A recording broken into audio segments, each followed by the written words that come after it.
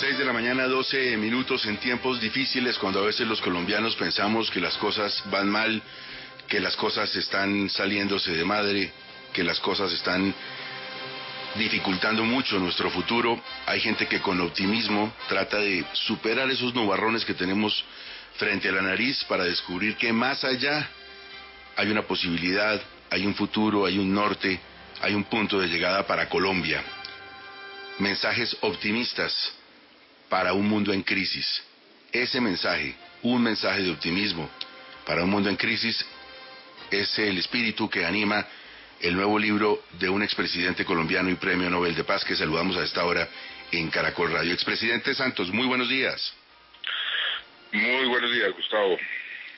¿Mantiene usted su optimismo sobre lo que pasa en Colombia? ¿Lo convierte en un libro que le dio trabajo durante muchos meses, en el sentido de recopilar desde un punto de vista muy personal, pero también con criterios que yo diría van mucho en el sentido del periodismo, esas cosas buenas de Colombia, esos cimientos de Colombia que nos ayudarán a construir un futuro y que a veces no vemos, presidente? Así es, el libro lo que quiere hacer es dar un mensaje a los colombianos y al mundo, que así como Colombia en los últimos 30 años, porque lo que hacemos es un análisis de las cifras, de la evidencia, de lo que realmente sucedió en los últimos 30 años, de la década de los 90 hasta el 2019, que fue una transformación realmente excepcional de un país que estaba siendo declarado por el mundo como un estado fallido, a ser líder en muchos de los frentes, de los sectores, de los indicadores económicos y sociales de la región. Que también vamos a poder salir de esta situación tan difícil, porque estamos viviendo un momento muy, muy difícil, pero que si hacemos las cosas bien, si nos damos cuenta que tenemos que rectificar muchas de las políticas, podemos reconstruir el país y quedar mejor que antes. Y ese es un poco el mensaje del libro. Ya lo hicimos una vez, lo podemos hacer otra, y ojalá podamos hacerlo unidos, ojalá podamos hacerlo con visión, con liderazgo y sobre todo con compasión, para poder quedar mejor que antes en materia de desigualdad, que es uno de los temas más complicados que van a quedar de esta pandemia. En la casa en que yo vivo, cuando la compré, el garaje era muy corto y yo quería correrlo para afuera y había como una digamos que no una viga, sino como un tubo grande, y yo lo iba a correr y me dijo mi esposa, consultémosle a un arquitecto porque puede ser estructural. La paz es estructural en Colombia y sobre eso no hay discusión de esposo y esposa. Es fundamental la paz para construir ese futuro optimista. ¿Está hoy en peligro la paz? No, yo no creo que esté en peligro. La paz es irreversible. Si usted le pregunta a los responsables de ese acuerdo, y yo soy uno de ellos, lo que hicimos fue blindar el proceso. Inclusive ayer creo que sucedió algo muy importante en el Senado, en la Comisión Primera del Senado, que se aprobó una disposición que esta virtualidad no puede ser utilizada para cambiar los acuerdos. Y no creo además que los miembros de la FARC vayan a volver a rearmarse, ya lo han dicho muchas veces. Lo que pasa es que sí hay que continuar cumpliendo los acuerdos. Eso sí es muy importante, pero no solamente por las FARC, sino por el país. Por ejemplo, el punto número 1 del acuerdo, la reforma rural. Esa es una reforma que el país necesita hace 200 años.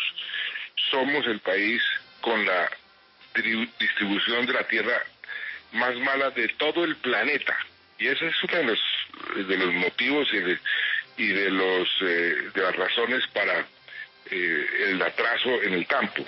Entonces, si logramos utilizar esta pandemia, y ahí lo planteo en el libro, para comprometernos todos, gobierno y oposición, y yo creo que ahí encontraría el presidente Duque un motivo para unir el país, implementar los acuerdos, se le facilitaría enormemente acuerdos sobre otros aspectos otras reformas que necesitamos poner en marcha para precisamente poder quedar mejor que antes.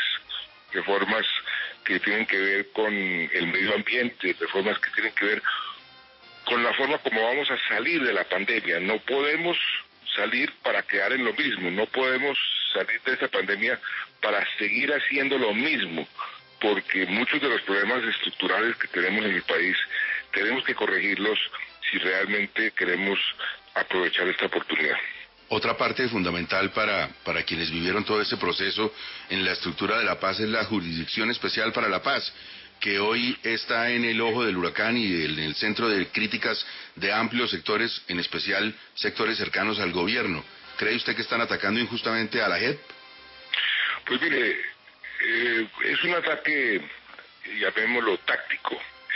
La columna vertebral del acuerdo de paz se llama justicia transicional. La justicia transicional es una justicia diferente a la que nosotros todos estamos acostumbrados.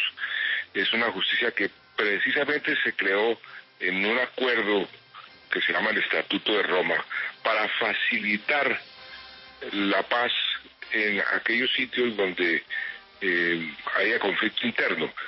Somos el primer país en el mundo que negoció exitosamente un acuerdo de paz sobre la base de una justicia transicional. Entonces, los enemigos del acuerdo quieren atacar la justicia para atacar el acuerdo, porque es su columna vertebral.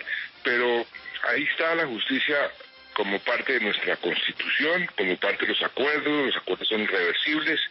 La justicia debe de actuar con mayor agilidad, con mayor rapidez. Eso es algo que muchos estamos reclamando, pero lo que pasa es que algunos están aprovechando que es una justicia diferente para tratar de desprestigiarla. Resulta que la justicia transicional no tiene los parámetros de sanciones a los cuales estamos acostumbrados, y mucha gente no entiende eso, y inclusive no lo acepta.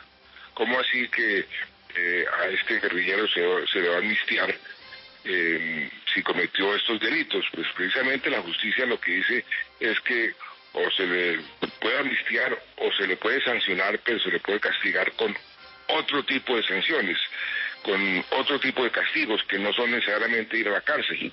Se quejan que que algunos guerrilleros están en el Congreso. Pues para eso se hace un proceso de paz, para que dejen las armas y se integren a la vida política y civil del país, que fue lo que sucedió.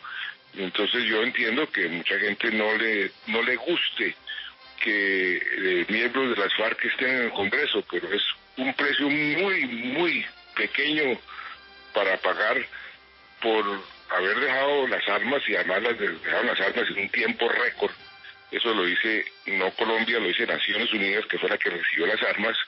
No hay un acuerdo de paz en donde las armas se han entregado tan rápidamente, y de manera que el acuerdo, por supuesto que no es perfecto, porque es un acuerdo que surgió de una guerra, de un conflicto armado entre seres humanos que no somos perfectos, y posiblemente el acuerdo quedó con algunos defectos, con algunos errores, pero cualquier defecto, cualquier error para mejorar los acuerdos tendrían que reformarse de común acuerdo, perdón la redundancia, con las partes, con las FARC y con el gobierno, no unilateralmente.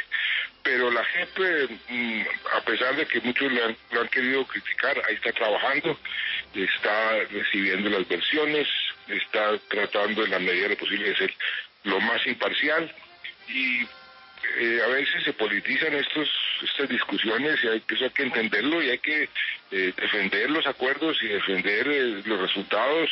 Y es que mucha gente no se da cuenta, mire en lo que estábamos hace unos años. Es que hace unos años uno no podía salir de Bogotá, no podía salir de Medellín, no podía salir de las capitales en la costa atlántica, porque estaba la guerrilla presente, sitiada las poblaciones. Y hoy tenemos un país completamente diferente, que el mundo entero está señalando. Este acuerdo, el mundo entero lo dice, mire, es un acuerdo ejemplar, es un acuerdo que se logró cuando nadie creía que era posible y lo están mostrando en todas partes como un ejemplo, de manera que nosotros lo que debemos hacer es tratar de dejar atrás esa división tan polarizante, esa macartización del compadre, del que piensa diferente, y más bien, qué bueno sería podernos unir para ver cómo vamos a reconstruir este país después de lo que estamos viviendo, porque vamos a tener que reconstruirlo.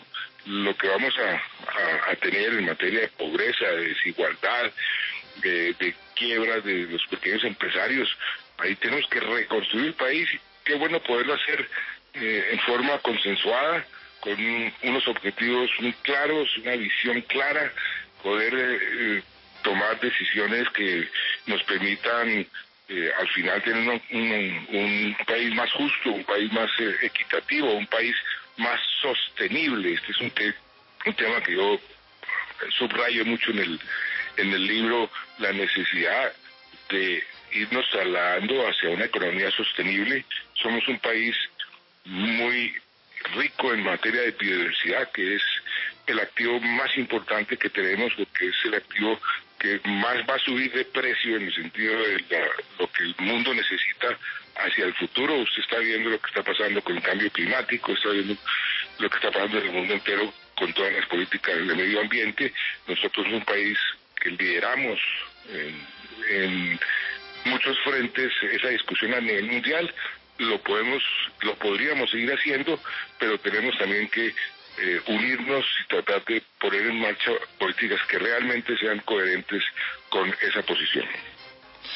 Presidente Santos, hace 20 años el país y la economía vivieron un momento muy oscuro, una hora muy oscura en la crisis de fin de siglo, en la que se tomaron muchas medidas y se inició reformas y se inició tal vez los 15 años más promisorios de la economía colombiana hasta la crisis del petróleo en 2015. Usted era ministro de Hacienda, yo lo acompañé, yo era director de planeación, Juan Carlos Echeverri hablando con usted. Estamos en una hora yo creo que todavía más oscura que la de hace 20 años, pero de aquí podemos sacar, y yo creo que su libro, un mensaje optimista para un mundo en crisis, le da a uno esa esperanza, cómo sacar fuerzas de flaquezas y ver que probablemente vienen 15 años también, o 10, o los que sean muy promisorios si hacemos las cosas bien. ¿Qué nos puede contar de esa experiencia de pasar de la crisis a la prosperidad? Bueno, pues muy complacido de estar con Juan Carlos en este programa, porque Juan Carlos ha sido protagonista de muchos de los eventos que se describen en el libro y de ese progreso que el país ha tenido en los últimos 30 años. Y usted estuvo, como bien lo acaba de mencionar, al lado mío en la crisis de comienzos de siglo, que fue la peor crisis que habíamos vivido desde la Gran Depresión antes de esta que estamos viviendo. Tuvimos un decrecimiento de la economía de cerca del 4,5%, un poquito menos del 4,5%, nunca habíamos decrecido en esa forma, y en ese momento usted se recordará, Juan Carlos, que tuvimos que tomar unas decisiones difíciles. Ahí se requirió un gran liderazgo, manejo de diferentes variables al mismo tiempo para poder aprobar unas reformas muy impopulares, y a veces para curar al paciente hay que tomar reformas que duelen, pero también se hizo con un sentido muy pragmático, muy condicionado a las circunstancias nuestras. Eso es algo muy importante. Todas las crisis tienen sus propias condiciones. A veces usted es economista, Juan Carlos, usted entiende que una expresión que a veces son crisis de demandas, a veces son crisis de oferta, tiene que ver también con la parte financiera, a veces es una combinación de los tres, como estamos viviendo hoy. Y eso requiere tener una visión para salir. Es como cuando uno está en una tormenta en medio de un mar. El capitán tiene que saber cómo va a manejar el barco y cómo va a salir, qué rumbo tiene que tomar para salir de esa tormenta. Tiene que organizar a sus marineros, tiene que saber muy bien utilizar los vientos y los huracanes que esa tormenta está produciendo y tener una visión, o sea, tener un rumbo.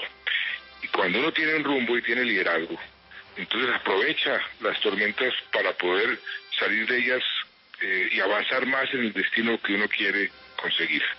Eso es lo que hay que identificar. Bueno, ¿qué es lo que queremos en este momento? ¿Dónde podemos mejorar? Y ahí esta pandemia lo que ha hecho es desvelar, es mostrar con más claridad las fallas que hemos tenido, los problemas que hemos tenido, problemas de equidad. Sin duda alguna, usted ha visto cómo las poblaciones vulnerables están sufriendo mucho más que el promedio de la gente. Ahí tenemos que avanzar mucho más hacia la equidad. Entonces hay que tener clarísimo qué se puede hacer para ser un país más equitativo. Es evidente que tenemos que mejorar todavía más el sistema de salud. Entonces, ¿qué hemos hecho?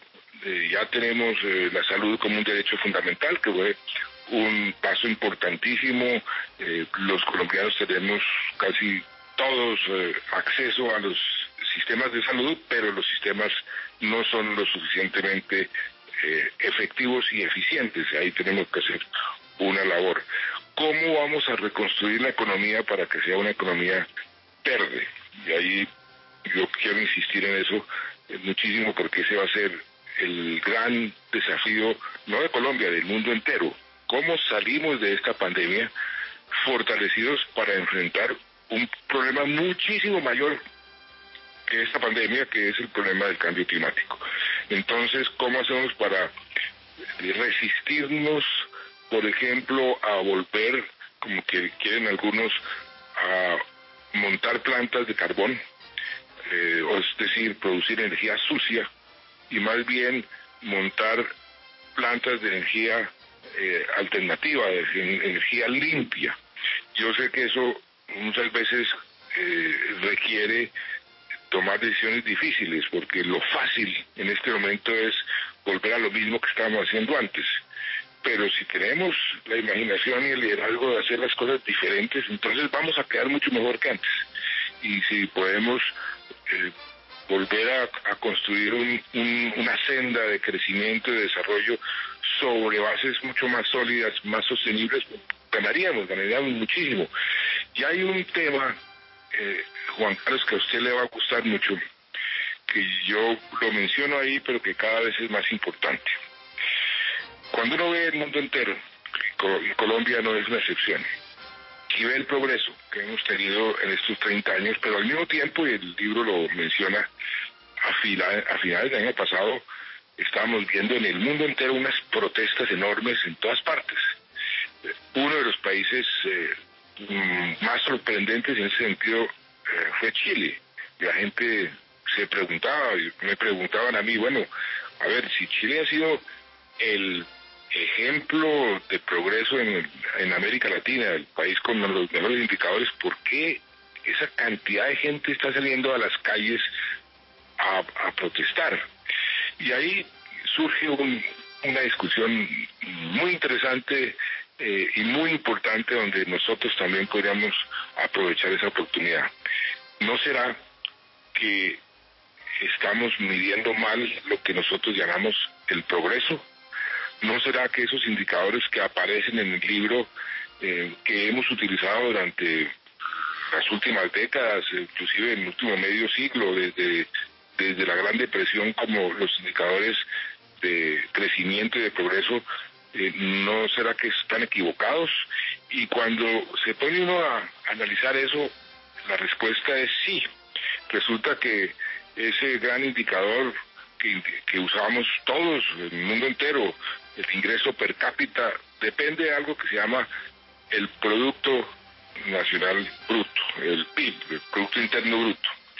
Y el PIB se inventó a finales de la Gran Depresión por un economista que se llama Simon Kuznets. Y él mismo advirtió, mire, esto es un indicador que no refleja el bienestar de la gente, refleja simplemente la acumulación de lo que se produce, que es muy diferente al bienestar de la gente.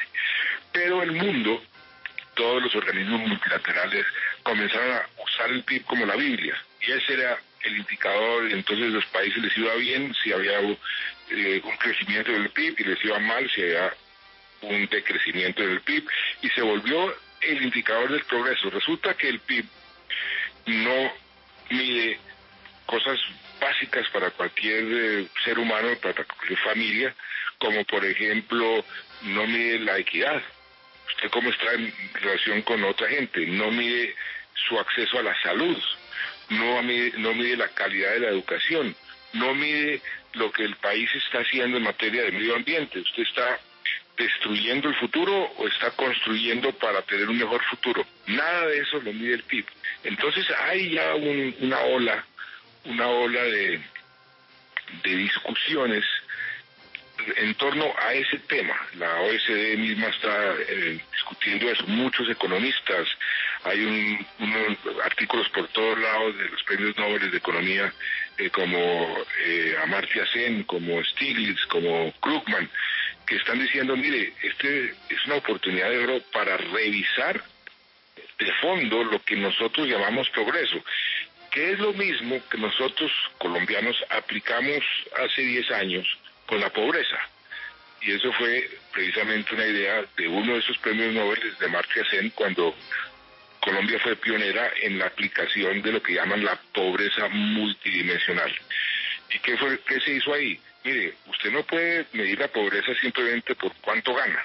Digamos que usted esté ganando el equivalente a $300 o a 500, pero si no tiene acceso a la salud, si no tiene acceso a una buena educación, si no tiene empleo, pues usted es pobre. Entonces midamos la pobreza mejor en sus dimensiones correctas, y ahí comenzamos nosotros a hacer una medición diferente de la pobreza llamada multidimensional, que nos ayudó muchísimo, Juan Carlos, usted lo entiende perfectamente, sí, a concentrar la inversión social del Estado, la inversión pública, inclusive del sector privado, en aquellos sectores que tuvieran el mayor impacto sobre la pobreza. Y por eso Colombia fue el país en América Latina que en términos relativos logró bajar más la pobreza y la pobreza extrema.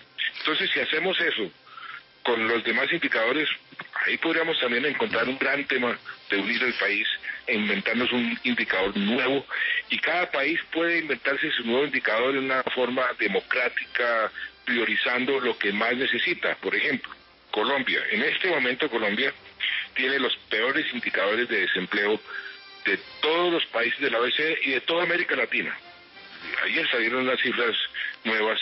Sí. Tenemos los peores niveles de desempleo. Pues entonces tendríamos que poner el desempleo como una de las grandes prioridades para medir el progreso en el desempleo, y así medir el progreso en una forma mucho más eficiente.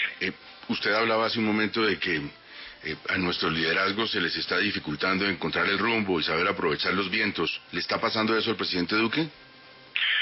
Mire, Gustavo, usted sabe que yo no me voy a referir al presidente Duque. Yo tomé como una decisión de vida política, y es no repetir la costumbre de salir del gobierno a criticar a mi sucesor.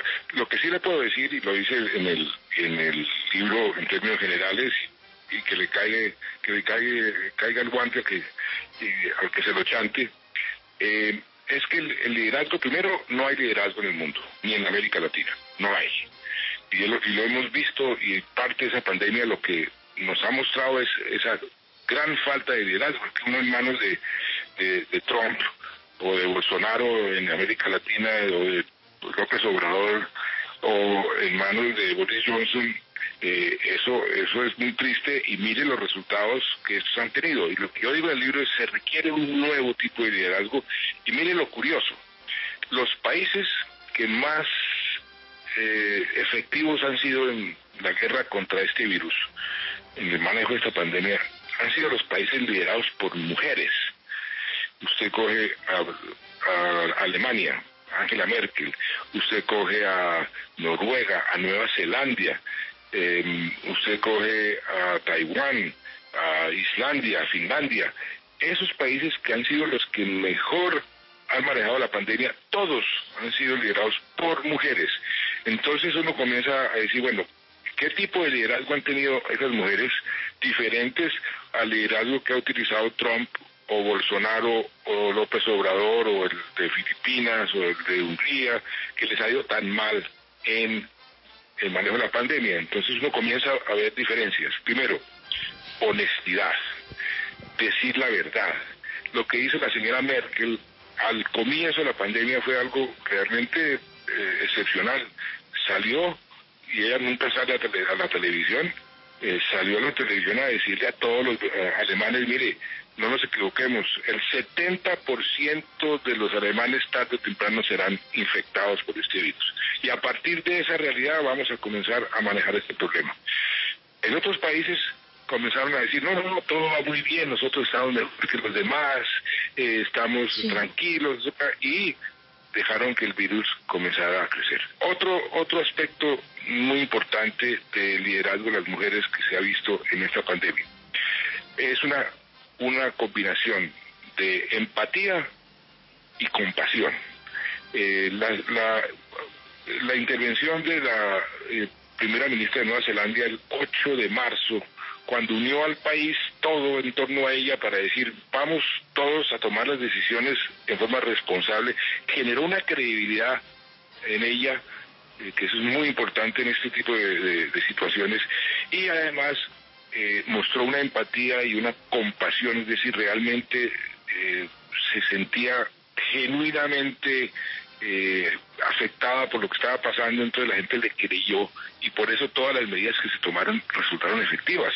Eso no ha sido posible en otro tipo de liderazgos en donde más bien tratar de mostrar una situación que no es, mostrar una realidad que no es y tomar medidas que no son las más adecuadas. Entonces, lo que yo digo es, ojalá ese nuevo liderazgo que estamos viendo, las características de ese nuevo liderazgo se presenten para tener la posibilidad de salir mejor de esta pandemia. Expresidente, lo vemos en el libro haciendo las veces de nuevo de periodista, pero también en el libro dice que la responsabilidad de este negativismo de los colombianos en gran parte es del periodismo. ¿Por qué? No digo, lo que digo es que el periodismo, esa es una teoría de Pinker. En el prólogo de Steven Pinker, él sostiene eso. Este libro fue inspirado en una conferencia que yo le oí a Pinker en Dubái a comienzos del año pasado, y dice, mire, esta teoría es la que tenemos que tratar de aplicar en Colombia, y era una teoría muy simple. Mire, el mundo ha progresado en forma impresionante, pero el mundo está desesperado. Hay una gran diferencia entre lo que está sintiendo la gente y los resultados que muestra la evidencia, las cifras. Y entonces yo dije, oiga, eso es muy parecido a lo que está sucediendo en Colombia. Y él sostiene, y yo creo que tiene razón, que uno de los aspectos que ha generado tanto pesimismo es el papel del periodista, y ahora con las redes sociales eso se multiplica en el siguiente sentido. El periodista es, y así yo considero que es una buena definición, el perro guardián de la sociedad. El periodista no está ahí para aplaudir lo que hace el gobierno. El periodista está ahí para criticar lo que hace el poder, para sacar las cosas malas y para que se corrijan. Pero no está simplemente de lambón, por así decirlo, del gobierno de turno.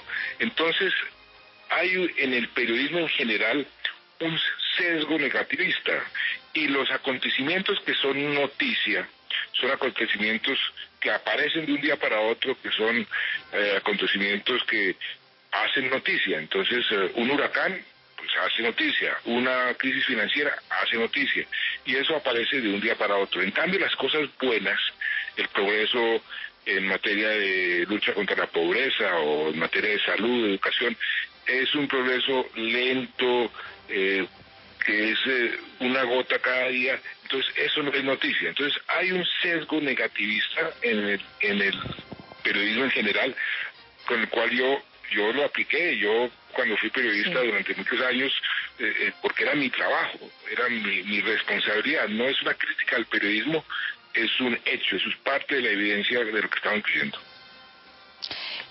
Expresidente, usted trae un mensaje de positivismo, es lo que quiere para Colombia.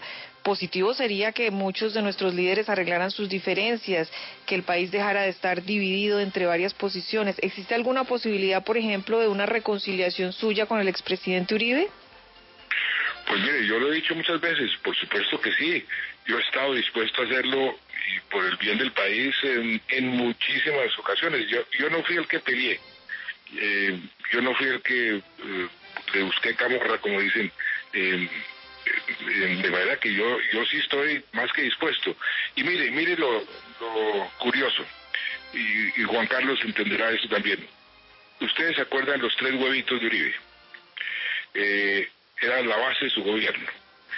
Usted identifica esos 3 huevitos: seguridad democrática,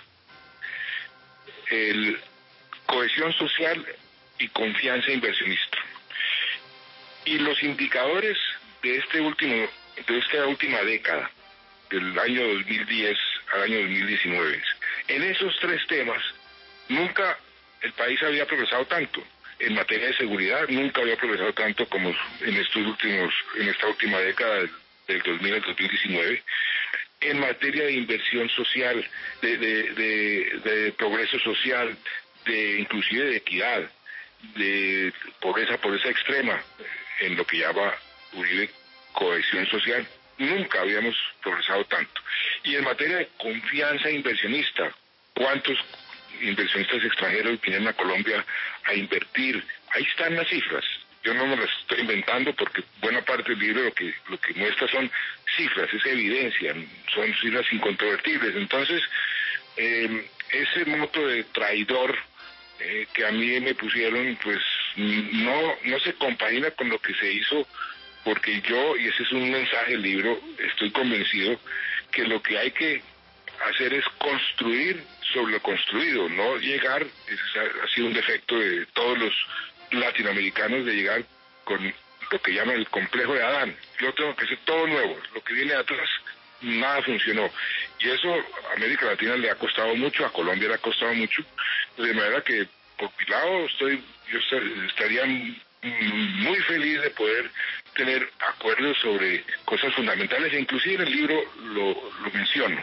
El presidente Duque tiene una gran oportunidad, y lo digo con nombre propio, para que en torno al cumplimiento de los acuerdos de paz podamos hacer un gran acuerdo nacional que nos permita salir de esta pandemia mejor de lo que para estar mejor de lo que estábamos antes, pero eso se requiere unidad y un plan muy claro que convenza a la gente, que la gente se entusiasme, y pues yo creo que ningún colombiano se puede negar a participar y a ser parte de ese plan para salir de esta pandemia de la mejor forma posible. Optimista para un mundo en crisis, de parte de un expresidente, de parte de un premio Nobel de Paz. Este fin de semana en muchos medios, colegas, ustedes van a tener la oportunidad de leer apartes de este libro, que vale la pena tenerlo en casa y repasarlo concienzudamente para encontrar lecciones de lo que podría ser una Colombia muchísimo mejor, que no podemos dejar perder. Expresidente, muchas gracias por su tiempo para Caracol Radio y para la inmensa audiencia de 6 AM.